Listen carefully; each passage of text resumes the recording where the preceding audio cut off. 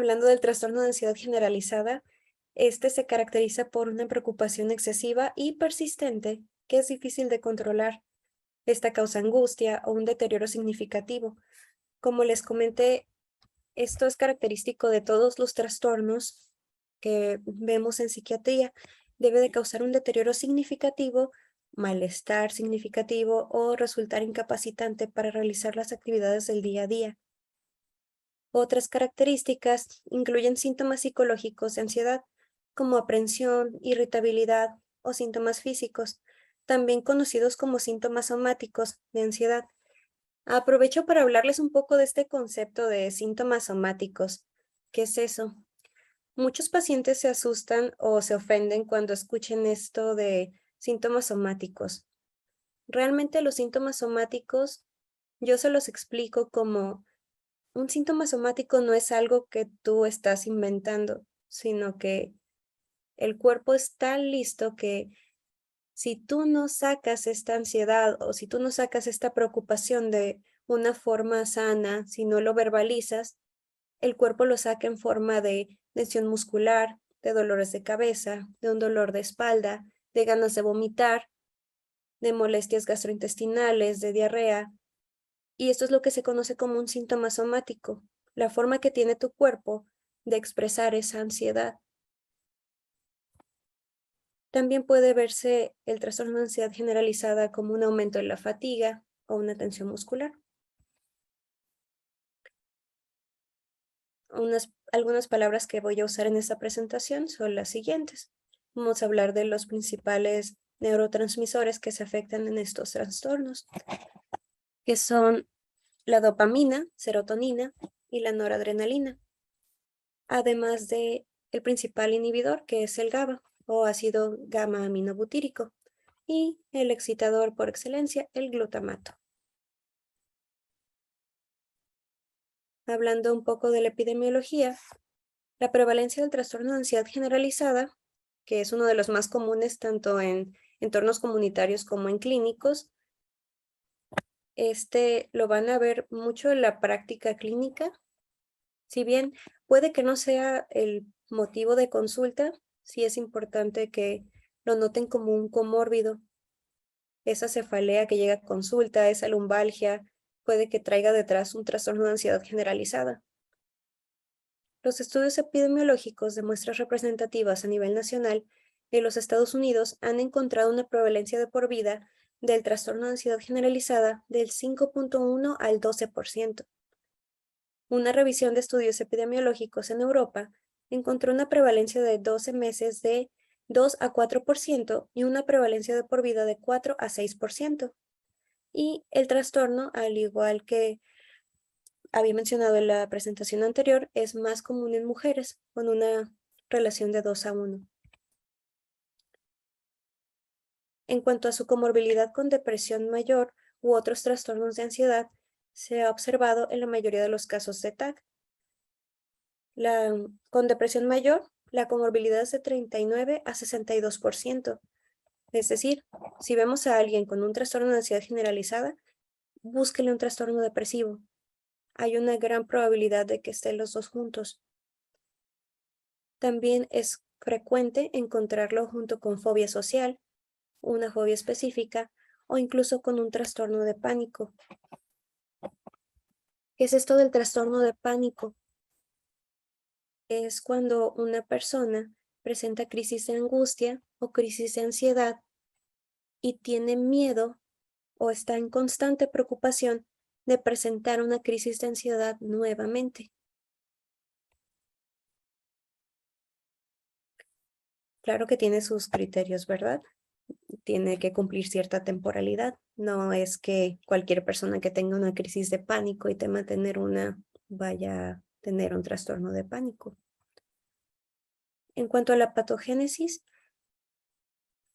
por supuesto, al ser multifactorial, también influyen los factores genéticos. Algo interesante de los trastornos psiquiátricos es que todos son poligénicos. Tampoco sabemos exactamente qué genes o cuántos van a estar afectados en los trastornos psiquiátricos. Eso también los vuelve más misteriosos y más difíciles. Los factores genéticos parecen predisponer a los individuos al desarrollo de trastorno de ansiedad generalizada, aunque los datos de los estudios de gemelos han sido inconsistentes. El trastorno de ansiedad generalizada comparte una heredabilidad común con la depresión mayor y con el rasgo de personalidad del ansioso. Así es, por si fuera poco, los que alcanzamos a descubrir que resultan relevantes para los trastornos psiquiátricos son comunes en algunos trastornos psiquiátricos, no son patognomónicos. Se ha encontrado que el genotipo SS de la región polimórfica ligada al gen transportador de serotonina es más frecuente en pacientes con trastorno de ansiedad generalizada. Y las variaciones en dos subtipos del gen de la descarboxilasa del ácido glutámico pueden aumentar la susceptibilidad individual a los trastornos de ansiedad, incluido el trastorno de ansiedad generalizada. Claro, estos estudios o estas variantes no es algo que se vaya a solicitar o vayamos a conocer en cuanto a nuestros pacientes, nada más es como un dato curioso. Pasando a los estudios genéticos del entorno, han destacado la importancia del trauma temprano, del desarrollo y los eventos estresantes recientes de la vida y su interacción con los marcadores genéticos en el desarrollo del trastorno de ansiedad generalizada, la ansiedad por rasgos y la sensibilidad a la ansiedad. Esto se refiere a eventos estresantes recientes. Bueno, en el trauma temprano del desarrollo, esto puede abarcar muchas cosas. Los traumas de la infancia se puede referir a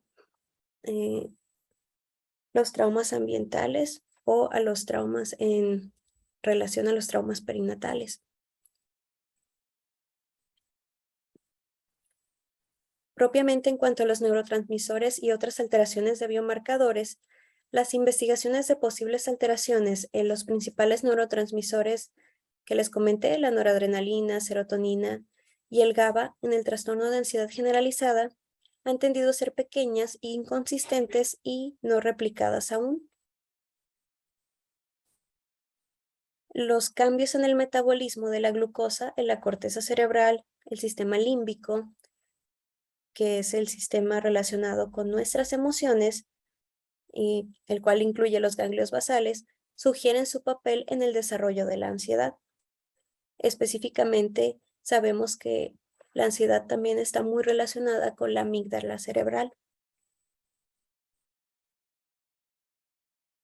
Pasando a los factores cognitivos, psicológicos y de desarrollo, las investigaciones del procesamiento de información emocional sugieren que el trastorno de ansiedad generalizada puede estar asociado con sesgos específicos para la información congruente con el estado de ánimo. Y se ha encontrado que los pacientes con trastorno de ansiedad generalizada asignan amplios recursos atencionales a estímulos amenazantes, detectan lo que ellos consideran como amenazas de manera rápida y efectiva y malinterpretan la información ambigua como amenazante. Es decir, esto sucede también particularmente cuando el material de amenaza visual está en formato verbal lingüístico. Es decir, es como si las personas con un trastorno de ansiedad generalizada se encontraran como en una hipervigilia o como si hubiera un mal procesamiento o un procesamiento distorsionado de la información del medio y tomaran las amenazas, especialmente las que escuchan, como amenazantes, pero esto de forma inconsciente, por supuesto. También el trastorno de ansiedad generalizada en la vida adulta se asocia con un número más alto que el promedio de experiencias traumáticas y otros eventos indeseables de la vida en la infancia, en comparación con las personas sin trastorno de ansiedad generalizada. Y es más probable que ocurra en personas con inhibición conductual. Esto se refiere a personas que son más tímidas en las situaciones que son nuevas, es decir, las fuera de su zona de confort. Y esto también nos habla de una persona ansiosa o que conocemos como una persona que se preocupa demasiado. También se conoce como una afectividad negativa. Se asocia también con un trastorno de ansiedad generalizada comórbido y depresión mayor. Este como tal no es un tipo de personalidad, sin embargo, es de una forma coloquial nada más para que se hagan una idea del prototipo de persona que suele tener estos trastornos como comórbidos, ¿de acuerdo? Para que no haya confusión ahí. Pasando a los orígenes cognitivos de la preocupación excesiva, se han propuesto muchas explicaciones del origen de la persistencia de la preocupación excesiva que caracterizan a este trastorno. Por ejemplo, las personas afectadas pueden analizar constantemente el entorno en busca de señales de amenaza, como mencioné anteriormente. También desarrollan una preocupación excesiva intentando resolver problemas. Esto puede incluir problemas suyos o inclusive que no le conciernen, que no le corresponden. Usa esta preocupación excesiva para evitar la respuesta al miedo. Tiene una intolerancia a la incertidumbre o a la ambigüedad. Le gusta saber qué es lo que va a pasar. Y se preocupa por la incontrolabilidad y las presuntas consecuencias peligrosas de la preocupación. Y muchas personas están tan acostumbradas a todos estos síntomas que llegan a normalizarlos.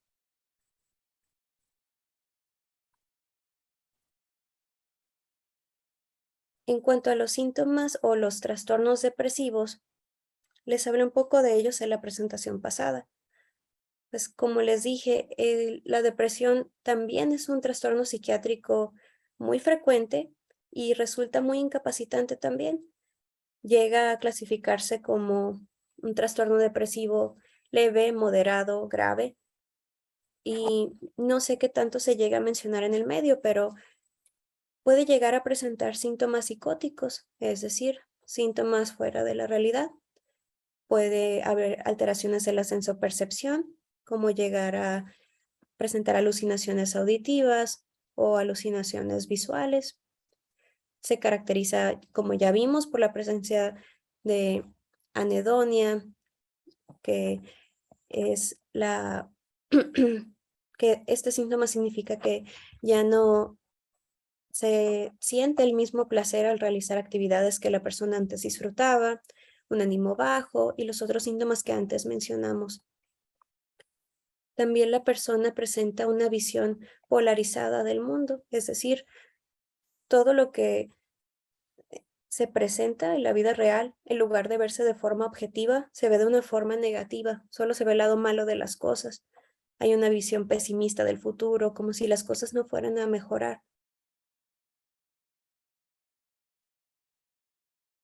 También es importante saber que un tercio del riesgo de desarrollar depresión es hereditario, pero 2/3 son ambientales.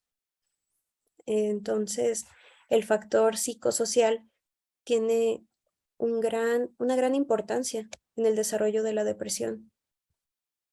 Aunque sabemos que es multifactorial, esta parte es muy importante, sobre todo desde que la persona es pequeña, desde la crianza, desde esto que mencionábamos antes del trauma temprano, desde que las personas van desarrollándose, que más adelante vamos a ver esta parte en la presentación de la depresión en la infancia, cómo todo esto tiene esta importancia en el desarrollo de estos trastornos.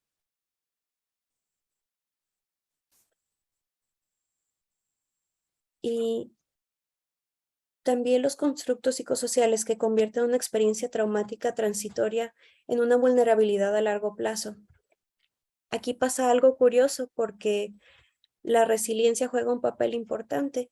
Algunas personas a quienes les suceden situaciones adversas, ya sea a edades tempranas o en épocas recientes, van a desarrollar episodios depresivos y otras no. Por eso decimos que esto es multifactorial. Y estos factores podrían estar influidos por experiencias tempranas de la vida, así como por factores de la personalidad, conductuales, además de condiciones somáticas. Se propone que las interacciones entre estos factores provocan disfunción en las redes neuronales y en sistemas de neurotransmisores como el serotoninérgico, noradrenérgico y dopaminérgico que mencionaba al principio. En pacientes deprimidos están disminuidas las concentraciones de noradrenalina, serotonina y dopamina, también los metabolitos, además de los transportadores y los precursores en el caso de la serotonina. como es el triptófano. También se ha propuesto que estas disfunciones están mediadas principalmente por la hiperactividad del eje hipotálamo hipofisario adrenal, y al liberar la hormona liberadora de corticotropina del núcleo paraventricular del hipotálamo, nos proporciona la mayor respuesta fisiológica al estrés para estimular la liberación de la hormona adrenocorticotropa de la hipófisis, y esta estimula la liberación de los glucocorticoides desde la corteza adrenal a la circulación sanguínea. Entonces, otro de los hallazgos que se observa en la depresión y que también nos explica algo de la alteración cognitiva que se ve en este trastorno es que hay una disminución del volumen hipocampal, y los efectos varían en gravedad en diferentes regiones del hipocampo e incrementa a través de los episodios de depresión. También les mencioné en la presentación pasada que el tiempo que se requiere dejar un medicamento, un ISRS, varía entre 6 meses y 1 año, pero esto era a partir de que se resuelven los síntomas. Esto es para que el tiempo o para que el bienestar de la persona sea sostenido, la resolución de los síntomas. Sin embargo, si la persona ha presentado más de un episodio depresivo, se recomienda que el tiempo que esté con el medicamento sea indefinido. Ahí el médico o el psiquiatra va a determinar, dependiendo del paciente, dependiendo de sus mecanismos de defensa, de su red de apoyo, de los factores estresores. Depende de eso, va a ver cuánto tiempo va a estar con el medicamento. Incluso puede ser por años, o puede que se recomiende nunca suspender el fármaco. Se cree también que el mayor factor en estos cambios volumétricos se debe a cambios en la morfología y a la pérdida de dendritas más que a la pérdida celular.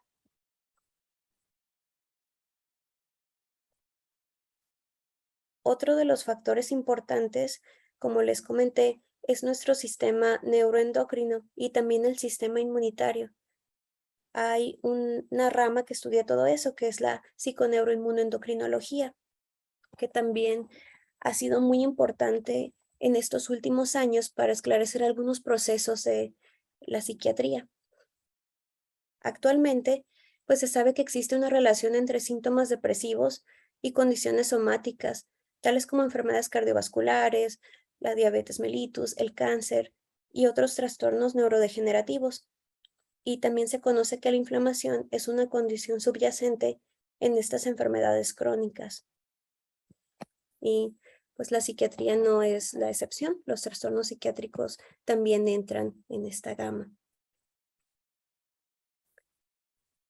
Hay 3 hallazgos importantes que demuestran que la depresión es un trastorno inflamatorio. Se sabe que durante el proceso de la depresión se secretan citocinas inflamatorias, que también hay un aumento de proteínas de fase aguda, y también ocurre una disminución de las proteínas de respuesta aguda negativas como albúmina y transferrina. Hay algo curioso también en los procesos depresivos. Nosotros comentamos que algunas depresiones no tienen algún factor estresor desencadenante. Decimos que son más bien depresiones endógenas. Es decir, por más que la persona le vaya bien en el trabajo, tenga una buena vida de pareja, una buena vida familiar, siga estando con un proceso depresivo. Más bien hay algún proceso inflamatorio. De hecho, a veces solemos pedir PCR o algún otro valor en laboratorio que nos haga ver los niveles de inflamación. Y es muy curioso que también los ISRS tienen estas cualidades antiinflamatorias. Algunos medicamentos inhibidores de la recaptura de serotonina son más antiinflamatorios que otros. Hay artículos al respecto muy interesantes, y esto también es muy importante al momento de tratar a nuestros pacientes. Todo esto pues es de forma integral y no tiene tantos años que se ve desde este enfoque tan, pues, tan holístico, vaya. Es muy interesante. En cuanto al aumento de citocinas proinflamatorias circulantes, pues este se ha asociado con la desensibilización de los receptores, con la disminución de la acción de factores neurotróficos y la disponibilidad de los neurotransmisores monominérgicos. Además, pueden estimular la liberación de la hormona liberadora de corticotropinas por parte del hipotálamo, lo que a su vez perpetuaría la sobreactivación del eje hipófisis y hipotálamo hipófisis adrenal. Se ha encontrado disminución de la disponibilidad del triptófano en el cerebro, que como les mencioné era el precursor de la serotonina. Y el factor también induce la enzima indolamina 2,3-dioxigenasa que activa el catabolismo del triptófano y promueve la formación de catabolitos de triptófano, de los cuales algunos tienen efectos ansiogénicos o depresogénicos.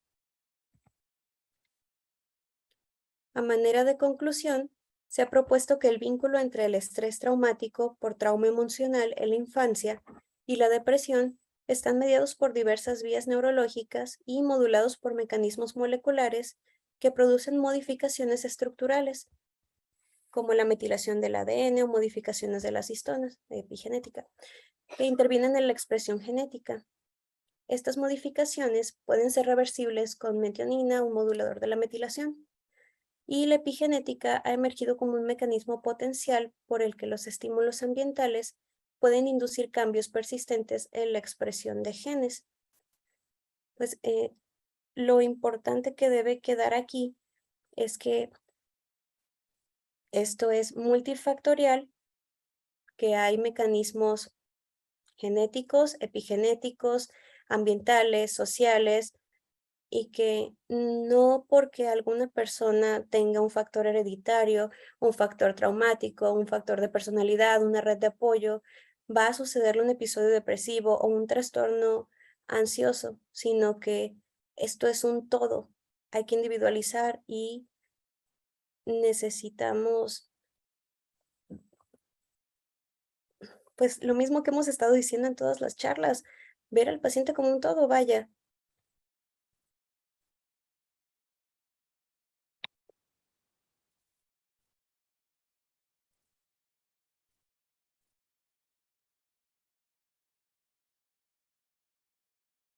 Listo, pues muchas gracias por este gran repaso que nos has dado y justamente hacer el hincapié, ¿no? Es multifactorial,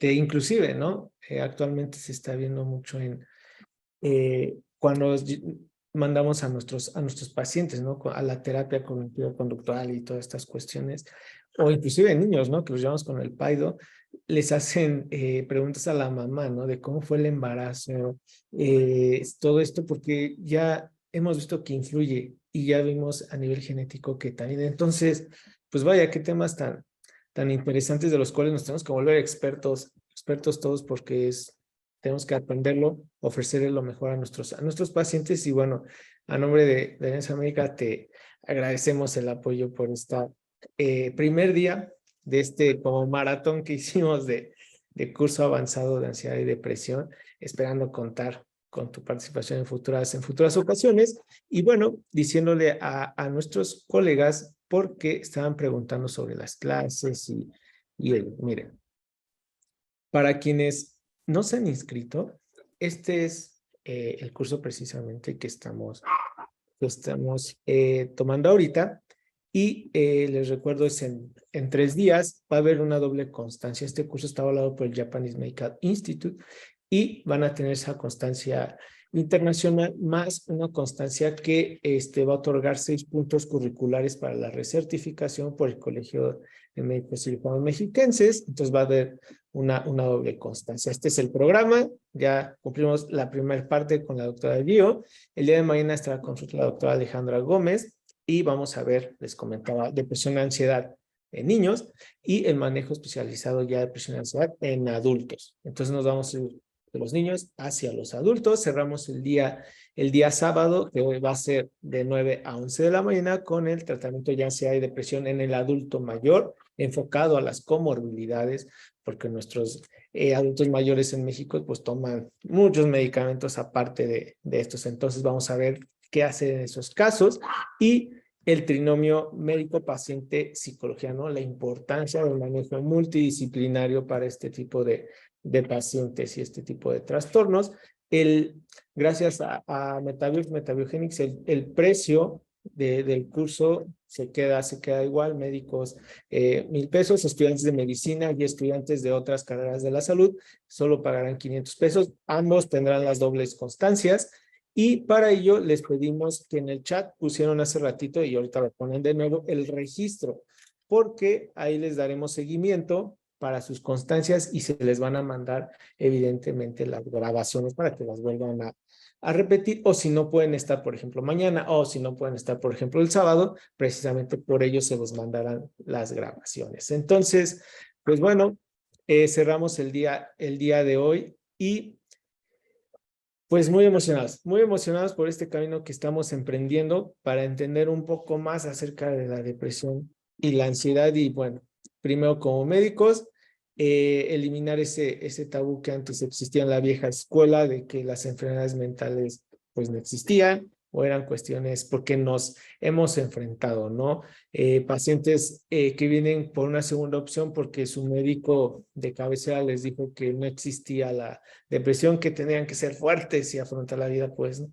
Ya ahorita hay criterios, ya hay tratamiento y justamente por ello lo estamos viendo. Entonces, ya les pusieron ahí justamente el link para compartir las grabaciones y darles seguimiento. Entonces, pues con todo gusto nos vemos el día de mañana, esperando que descansen y verlos por aquí el día de mañana. Gracias, doctora Giovanna, de nuevo. Un abrazo enorme Gracias y por la invitación y mucho éxito en este proyecto.